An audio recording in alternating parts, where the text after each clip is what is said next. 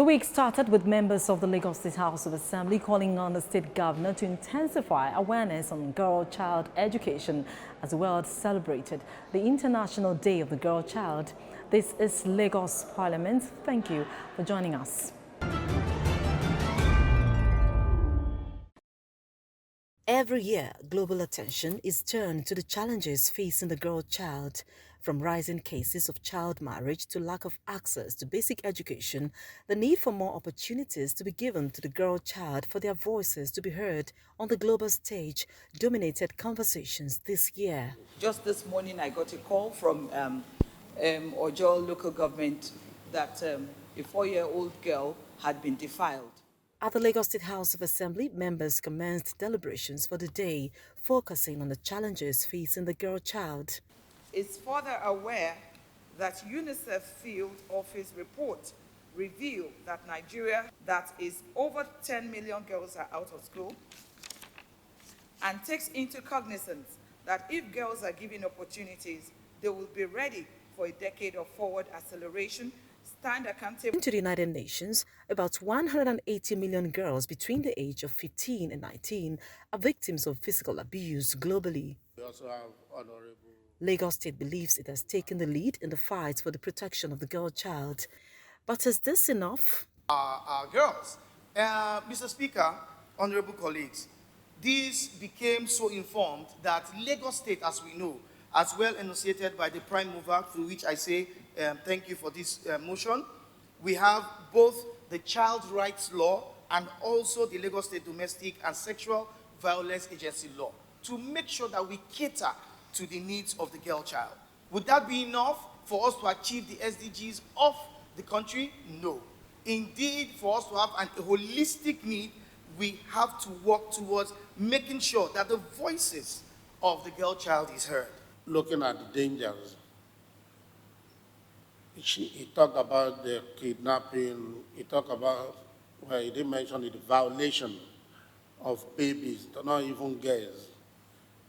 You know, children of 4 years, 5 years, 6 years being violated, girls of secondary school age, from age of 12, 13, 14, that have started abusing drugs and also. This celebration, something supposed to give us opportunity to address these, evil of the society facing our young ones. To address the issues raised, the House called on the state government to increase awareness on issues that affect the girl child. We've seen cases where parents are actually the ones that insist that the girl child should not go to school because, of course, the child would end up, in her husband's house, or that she doesn't need education. That it's only the male counterpart in the house that needs to be educated. This, for me, is not what it should be. I think every child must have adequate and qualitative access to qualitative education. My prayers on the floor of the House today was actually directed at the Governor of Lagos State, first and foremost to thank him for all that he has done for the emancipation and empowering of the girl child, and by extension to women and of course to men. But also I was trying to also capture the essence of thanking the essence of the involvement of the non-governmental organizations and corporate bodies that have also come out of their own volition to also lend support to programs or obligations that seek to protect the interest of the girl child in the society, and also clamoring that the Lagos State government should give platforms or mechanisms that allows the girl child to be heard. The International Day of the Girl Child was set aside by the United Nations in 2011 to raise awareness about the inequalities faced globally by female children. And particularly as the world continues to seek more recognition for the girl child, it is hoped that the issues raised will be addressed and the girl child given more opportunities to thrive, just like the male counterpart. And the Speaker of the Lagos State House of Assembly, Mudashiru Obasa, joined the rest of the world to celebrate teachers for their contributions towards education and development of students in the society.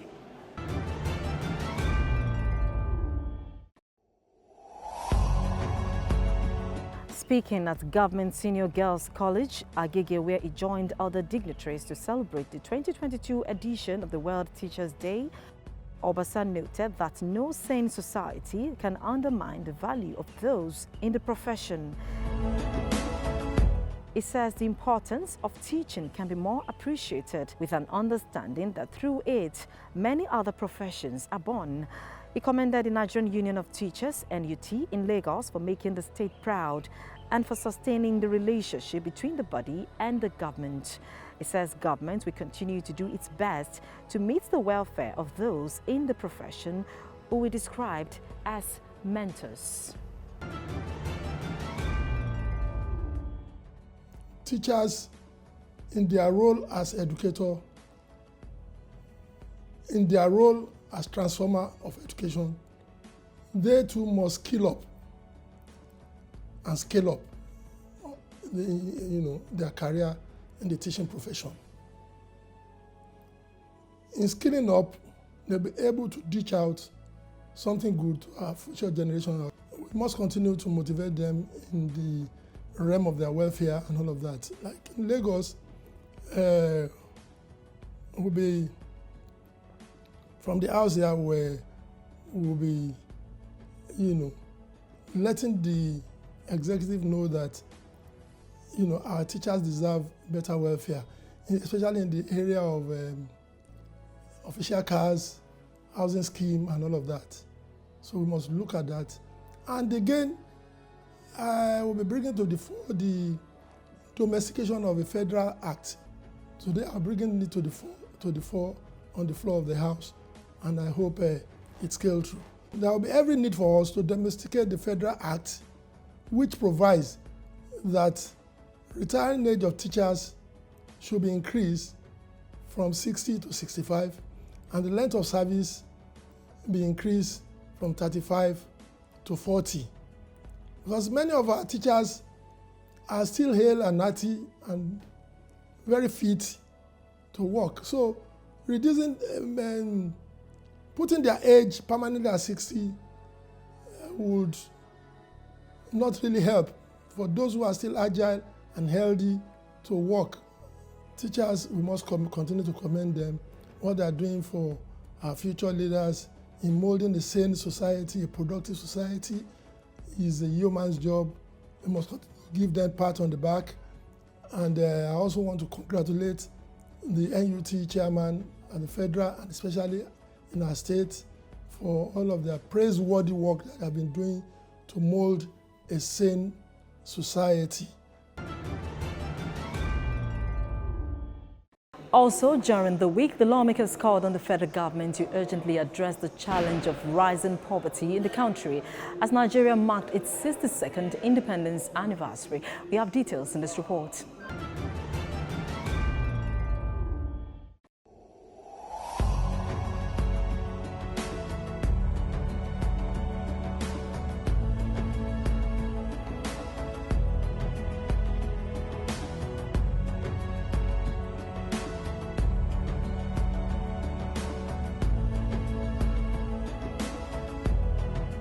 More Nigerians are falling into poverty every day, confirming the statistics that stated that 82 million people are currently living on less than $1 per day. Food inflation, rise in the cost of living are some of the problems Nigerians are dealing with. More worrisome is the projections by a World Bank report which shows that the number of poor persons in Nigeria is expected to rise to 95.1 million in 2022. In December 2020, statistics had shown that the number of poor people stood at 89.0 million. Further projections by the World Bank showed that 6.1 million more persons would have fallen below the poverty line between 2020 and 2022, which is a 6.7% increase.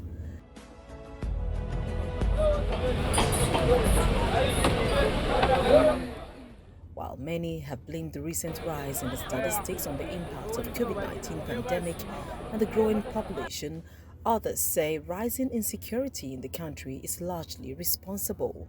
In both slow and quick times, As Nigeria marked its 62nd independence anniversary, attention is again shifted to the growing poverty rate among other issues. Distinguished honorable members, there is no message from the government.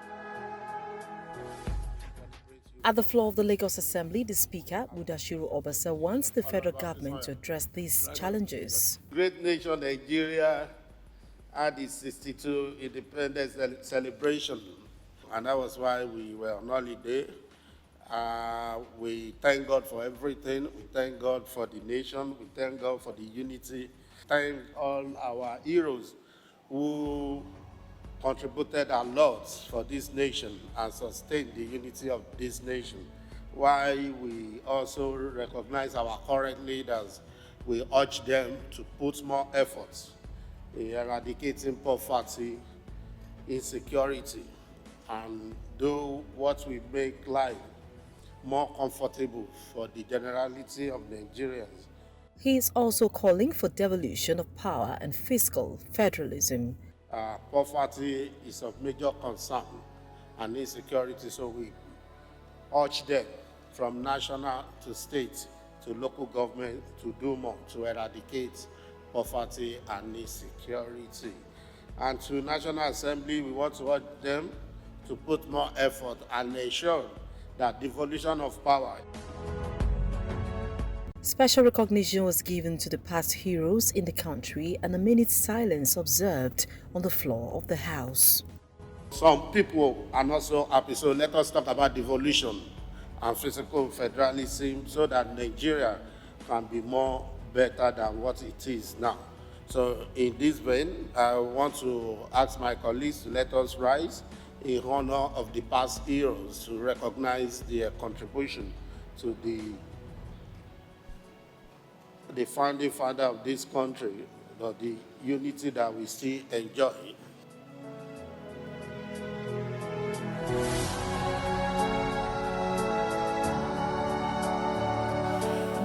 May their souls rest in perfect peace. Now, as more houses are springing up in Etiosa, Lagos State, residents are not smiling. There are fears that some communities in the area might become cut off from civilization as a result of the activities of developers in the area. The lawmaker representing the constituency in the State House of Assembly paid a visit to the affected communities. I need car like that. Who has car like that? An eyewitness video showing the state of Orchard Road in the Ajah area of Lagos shortly after a downpour. This video shows what residents of the area experience during the rainy season. And after every rain, motorists are seen taking bumpy rides while cars wriggle in and out of the many potholes that have now taken over a large portion of this once smooth road. It's another season of discomfort for residents of Orchard, as the once cherished 6-kilometer road is now a motorist's worst nightmare. You need to park your Benz and use Uber. So sit down. Efforts have been made by some residents in the area to fix bad portions of the road, but it's been challenging. The residents blame these activities on developers who come to construct buildings in the area. If you take a look all over Orchard Road, you see where we have bad roads, where we have dysfunctional drainages. It's not because the Lagos State government at one point in time had not made provision for drainages to get water off the road to the canal, but because over the years we have had our environment being degraded by developers or development which we know as a community do not follow the laid down town planning rules of Lagos State. 2.5 months ago, we spent nothing less than 15 million naira contributed by residents to put some palliative work on the road. And that was born out of the excitement that government has graciously put the permanent reconstruction of the road in the budget. And with that in mind, we thought it was necessary for us to do the palliative work, which should culminate in the permanent fix. But after the palliative work, unfortunately for us, the rain started. Everything that we have done has been washed away. So I can tell you, about 50 million naira has gone down the drain.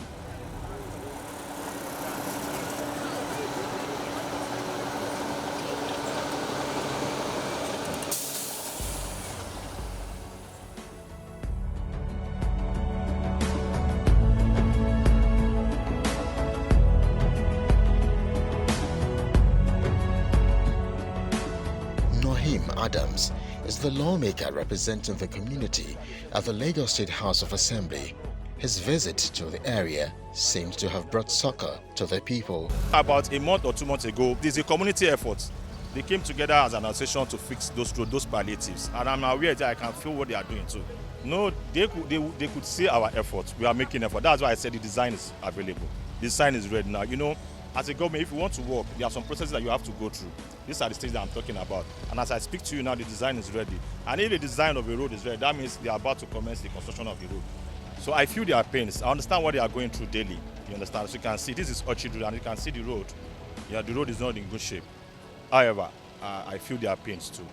But sincerely, on the part of the government, on my own role, thanks to the Right Honourable Speaker, Right Honourable Achille, we have been able to include this Orchard Road in this year 2022 budget, thanks to our speaker for that. However, just about a week ago, I just spoke to the special advisor to the governor on works, Engineer Ramide, and she told me that the design of this road is ready. They have suffered a lot. They have suffered a lot on this road. So I'm appealing to the governor, the SAO, to please come to our aids and commence this construction immediately. Just like Orchard Community, Alpha Beach Road, recently renamed Murphy Road, is another waterlogged area with a peculiar topography. Its proximity to the beach makes it susceptible to flooding, but the story is gradually changing with the construction of this drainage.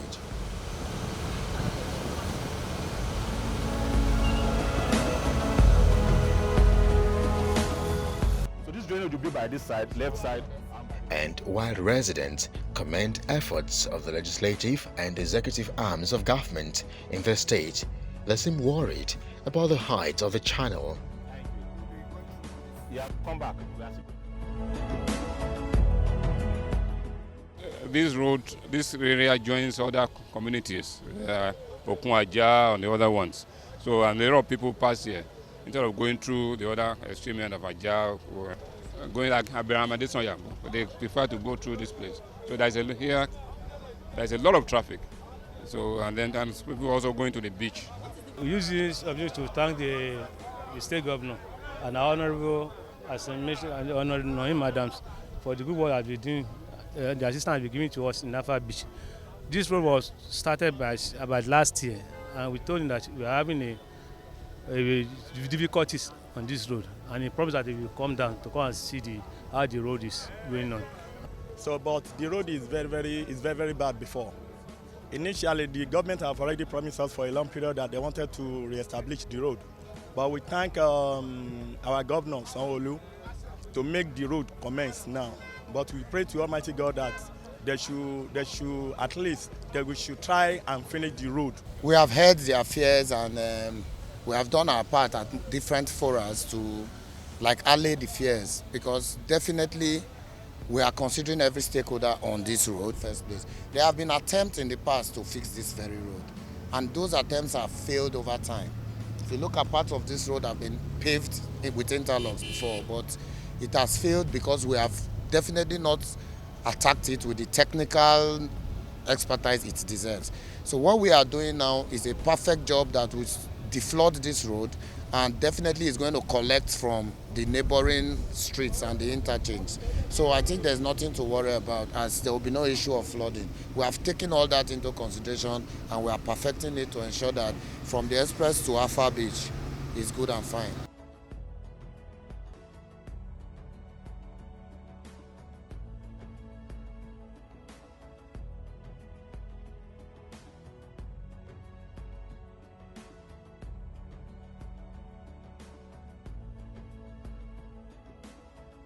Okun Alpha community is a part of Lagos that has suffered effects of coastal erosion for many years.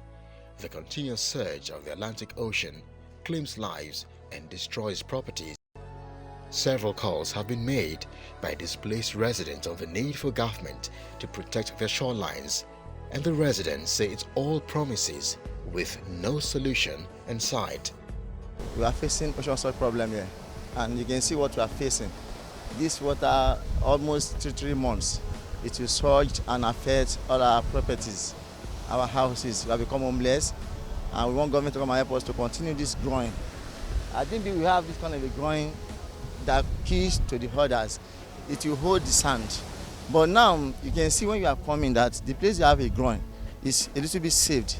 Why all this place that is sanding, it is cutting off by the ocean surge. So we want them to just come to our aid, because most of us now we are homeless. Residents have become a tenant. A lot have become a tenant. Some people are homeless. Even their children cannot go to school.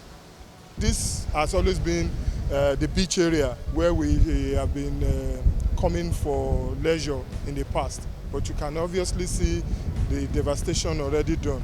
Looking further down, you can even see marine cables by some telecom companies that have all been chopped up. And the ocean is coming closer every day. One can see the impact on this asphalt road. This is all gone. This used to be an alternative road to Lekki Express road, but it's all gone now, and government needs to pay urgent attention now. We've seen some work, stones here, but most of them are gone back into the beach now. The areas that are not covered are now becoming more of a threat now.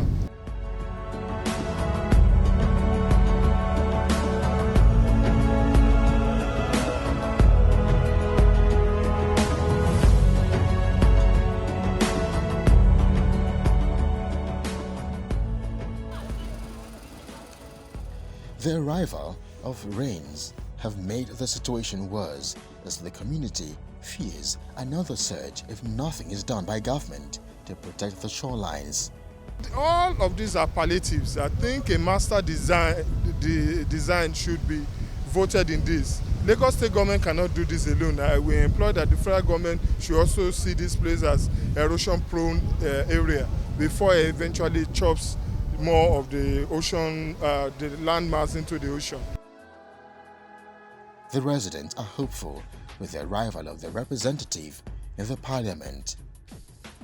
Honorable Naim Adams had always been in the forefront of things bordering the communities under his watch, and he's always around, and this coming here again to reiterate the need for government attention is one of those things he has always been doing. We will continue to encourage him to push more and let us get more presence of government on this axis.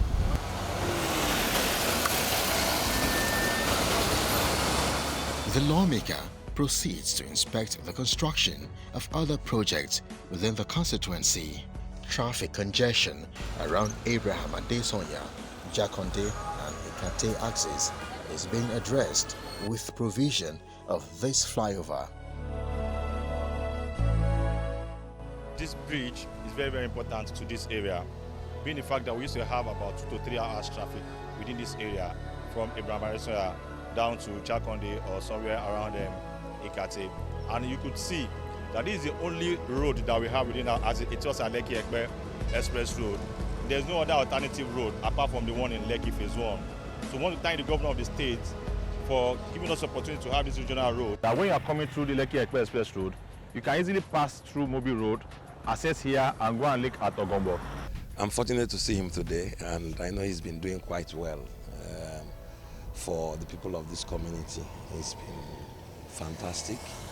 I know he was responsible for the power project that has just been installed, though not commissioned yet. And some of the government presence you see here in the scheme, I know that he has his hands on them. Because Lekki Scheme 2 has enormous potentials. It's a scheme that, if you ask me, is the next Lagos. as the year 2022 gradually winds down and the executive arm warms up to present the budget for the coming year to the House, the lawmaker also assures his constituents across Etiosa constituency of more people-oriented projects.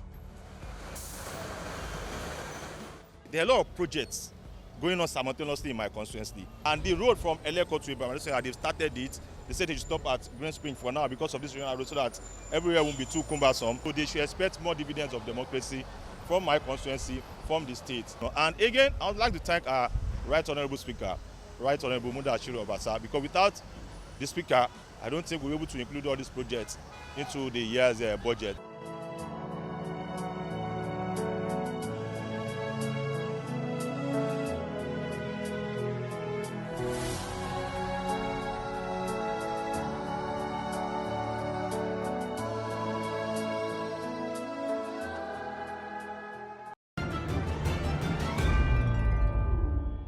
And that's it on Lagos Parliament. This week we thank you for watching. Do send us feedback to Lagos Parliament at tvcnews.tv.